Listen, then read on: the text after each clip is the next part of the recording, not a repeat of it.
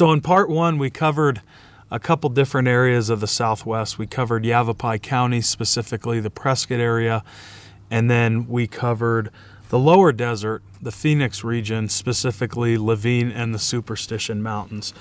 In this video, I want to cover a little bit farther west into the Mojave Desert. We're going to cover the eastern and the western regions of the Mojave.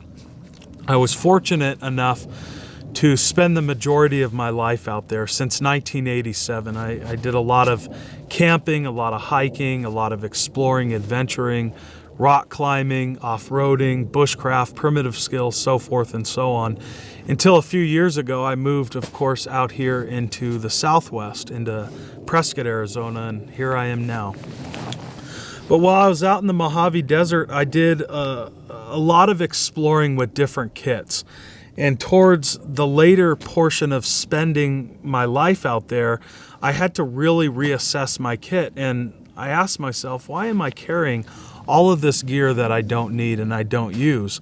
So all of the stuff that I didn't need, all of the stuff that I didn't use, I took out of my kit, I set it aside, and I only packed the necessities. So I want to cover my kit for the eastern portions of the Mojave Desert, specifically Joshua Tree, 29 Palms. A little bit farther east of that would be Corn Springs area, and then you start moving into the Southwest. So out there we had a lot of overhangs, a lot of natural rock shelters, rock outcroppings, small pockets of water throughout the area, and then minimal vegetation. We did have a lot of creosote, a lot of rabbit brush, occasional pinyon pines. Those were pretty rare throughout that area, but mostly creosote. You would find a lot of that stuff out there, and it's an incredibly powerful medicine. So digging into my pack, the first thing that I carried out there, and when I do visit out there, I still keep these items in my pack, is of course my Camelback, and that would stay full with water. In the main compartment, I have my life straw, cotton cloth, my shamag. I would keep this submerged in water and tied around my neck.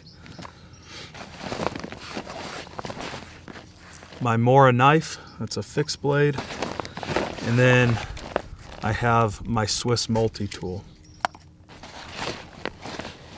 In the front pouch, I have my signaling devices, a couple whistles, a signaling mirror, and finally a comb. I didn't use this to keep myself groomed and looking well out in the field. I could care less about that. I use this for jumping cholla and teddy bear cholla. That stuff came at you. I'll tell you folks, I've had some unfortunate events with cholla, and a comb makes it much easier to remove and far less painful. So that's an important part of my kit as well. So again, this is a summer kit. Of course, this would change. I would add items, take things away during the winter time. And now we will migrate over to the western portions of the Mojave Desert. All right, so we went over the eastern part of the Mojave Desert. Now I want to talk about some of the western areas of the Mojave where you had a lot of open landscape. You would have junipers, you would have a few piñons, some yuccas out there, but it did lack shelter areas, and it had an extreme lack of water. There were areas where you would go into and you could search all day, you could search all week, and you still couldn't find water. It was very, very dry. So it was important to pack a lot of items that would take care of your shelter needs as well as your water needs. Unlike the eastern part of the Mojave, where you can find small pools of water with rock outcroppings providing shade on top of that water and around it. So the first thing that I carried was a gallon. This is just a milk jug, and I carried a milk jug full of water. This is a full gallon. I've been sipping off of it today, but I would carry this in my hands. And then I also had my Camelback. My Camelback was full. And then inside of my pack, I have a little bit of rope. This is that hemp cord that I showed in the first part of this series.